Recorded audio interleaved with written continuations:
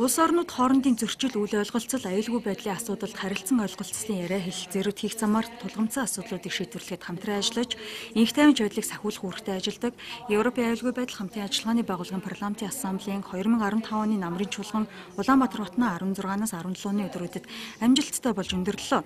57 орны тэр бүм хүний төлөөлөл болсон тус байгууллага энэ удаагийн хуралдаанаараа олон улсад хурцдмал байгаа Украиний хямрал Европ руу дөрвөгсөд хүний намын хүний эрх, терроризм эсрэг арга хэмжээ, ус болон хүнсний аюулгүй байдал зэрэг асуудлуудад анхаарлаа хандууллаа. Украиний хямралын тухайд Оросын холбооны улс болон Украин улс аль аль нь өөрсдийн байр сууриа хурлын энэ дээрээс тодорхой илэрхийлцгээсэн юм. Орос орн сүүлийн нэг жилд Украины 1,100,000 төгрөгчийг хүлээн авсныг сануулъя. Европын холбооны асуудлууд бол одоохондоо 2 дахин бага тоогоор хэмжигдэж байгаа. Мөн Донбассын зов чаналж байгаа ард ирдэд 45,000 тонн хүмүүнлэгийн тусламжийн цуваа жил гаруй хугацаанд илгээж байна. Гэтэл Европын улс төрчид ийм бэлтгэл хүнсний бүтээгдэхүүн нийлүүлэхэд зогсоохыг шаардаж байна. Украины хямралыг гэтлэх ажил яриа хэлэлцээний бүхэл хэлбэрээр явагдах ёстой гэдэгт итгэлтэй байна. Хин ч юу ч хэлж байлаа гэсэн Минскийн хэлэлцээрээр хүрсэн тохиролцоо үүний үндэс болон үлдэх ёстой. Харин Украиний Европын аюулгүй байдал хамтын ажиллагааны байгууллагын парламентын ассамблеи дэх Украины төлөөлөгчдийн тэргүүн Артур Герасимов Оросын холбооны улс тохиролцооны дагуу дайны галаа зогсоогоогүй, дөнгөж уржигдэр гэхэд буун дуу гарч 7 зэрэг шархтаж 2 зэрэг амнасаа алдсан.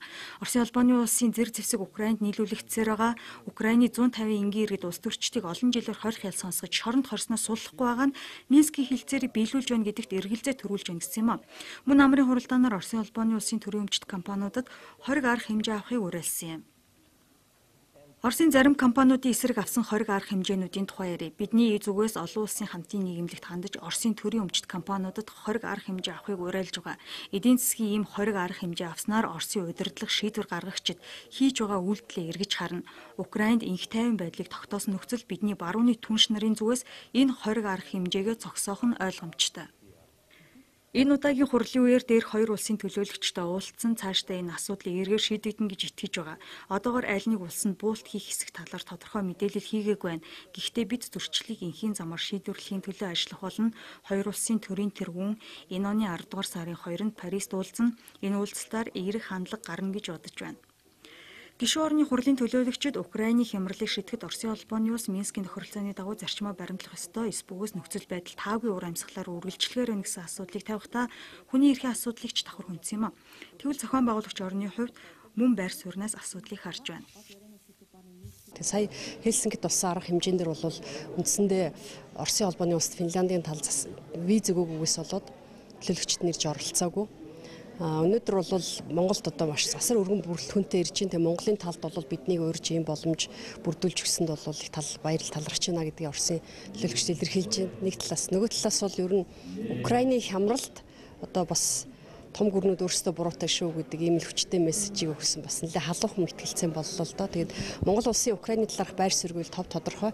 Украины хямралыг бол зэвсгийн аргаар биш, яриа хэлцээрийн одоо шугамар шийдэх ёстой. Талуудын байгуулсан Минскийн хэлэлцээр гэж байгаа. Яг саяны хэлдэг тийм яриа хэлцийн зарчмаар шийдэх. Энийг хэрэгжүүлэх ёстой л гэсэн байр суурийг Монголын засгийн газар илэрхийлж байна. Дэлхийн анхаарлын төвд байгаа дөрвөстэй асуудал Европ тивд өөрчлөлт гаргахаар байгаа хурлын төлөөлөгчд хэлж байлаа. 2015 он гарснаас хойш Чех улсаар дамжин 2 сая хүн Европ руу дөрвсөн байна. Швед өнгөрсөн хугацаанд гэхэд 100,000 дөрвөгчийг хүлээн авч цаашид ч нэмэгдүүлэхээ мэдэгдэж байна. Тэгвэл Герман улс 810,000 дөрвөгч хүлээж авснаа энэ үеэр мэдээлж байна. Гэвч дөрвөстийг дайн байлдаа эсвэл эдийн засгийн хямралаас дайцсан гэдэг оновчтой хандлагаар хандаж дараа нь эх орондоо эргэж очихт нь анхаарах, дайжж байгаа дөрвөгчдийг хамгаалахад улс орнууд хэрхэн үйл ажиллагаагаа нэгтгэж хамтарч ажиллах, Европын аюулгүй байдал хамтын ажиллагааны байгууллага ямар бодлого боловсруулж гишүүн орнуудынхаа засгийн газарт хүрэх вэ зэрэг асуудлыг хөндөж ярилцсан юм а. Дэлхийд дахинд болон бүс нутагтаа их тайвныг сахин хамгаалах маргаантай талууд хүч хэрэглэх биш. Энэ аюулгүй байдал хамтын ажиллагааны байгууллагын парламентын ассамблей гэдэг талбараараа санал солилцож асуудлыг эв зүгээр шийдэж байх нь чухлаа гэдгийг хэд хэдэн хоорондоо асуудалтай байгаа улсууд энд уулзж байгаа нь өөрөө энэ ямар чухал байгууллага болох тухай цаашид бид